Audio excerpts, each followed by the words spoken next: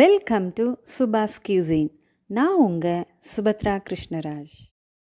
முடக்கை அறுக்கும் முடக்கத்தான். இந்த பேரை கேட்கும்போதே நம்ம எல்லோருக்கும் புரிஞ்சிருக்கும் இந்த கீரையோட மகத்துவம். ஆமாங்க, முடக்கு அறுத்தான். அதாவது முடக்குவாதம் எனப்படும் வாத நீரை அகற்றும் சக்தி இந்த முடக்கத்தான் கீரைக்கு இருக்குங்க. வயது ஏற ஏற நம்ம மூட்டுக்கள் தேய்ந்து மூட்டு வலி உருவாகுது. முதல்ல பெரியவங்களுக்கு மட்டும்தான் மூட்டு வலி இருந்தது. இப்போது ஸ்கூல் காலேஜ் போகிறவங்க கூட கால் வலிக்குதுன்னு சொல்ல ஆரம்பிச்சிட்டாங்க. ஒரே இடத்துல தொடர்ந்து 8 மணி நேரத்துக்கும் மேலாக உட்கார்ந்து இருக்கிறது தாங்க இந்த வலிக்கு காரணம். ஸ்மோக்கிங் எந்த அளவுக்கு கெடுதலோ அதே போல் தொடர்ந்து 8 மணி நேரத்துக்கும் மேலாக உட்கார்ந்து இருக்கிறதும் கெடுதல்னு சொல்கிறாங்க. அதாவது இதை நியூ ஸ்மோக்கிங் அப்படின்னே சொல்கிறாங்க. ஃபிசிக்கல் இன்ஆக்டிவிட்டின்னு சொல்கிற நம்ம உடலுக்கு போதிய அளவு வேலை தராததுனால நம்ம எலும்புகள் தேய்மானம் அடைஞ்சு அதனோட பலம் குறையுது. இந்த முடக்கத்தான் கீரையை தொடர்ந்து உணவில் சேர்த்துக்கிட்டே வந்தோம்னா மூட்டு வலி பிரச்சனை குறைய ஆரம்பிக்கும்.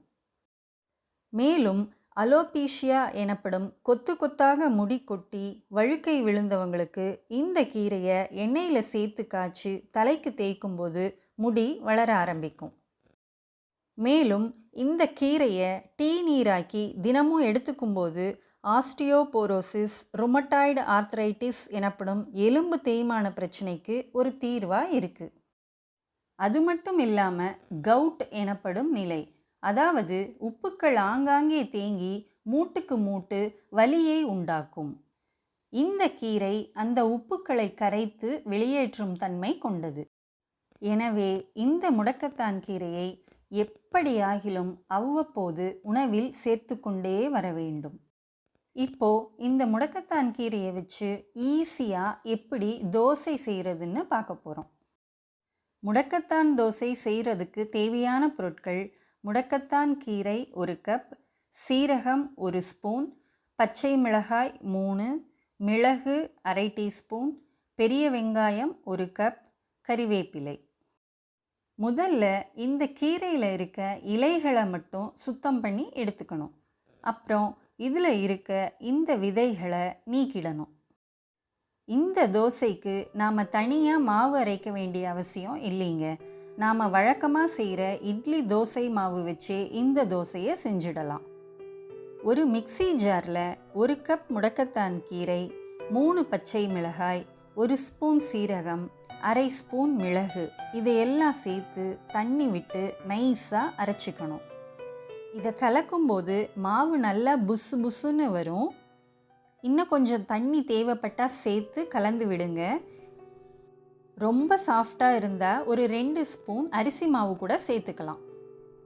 அடுத்து ஒரு வாணலில் 2 ஸ்பூன் எண்ணெய் சேர்த்து கடுகு உளுந்து போடணும்.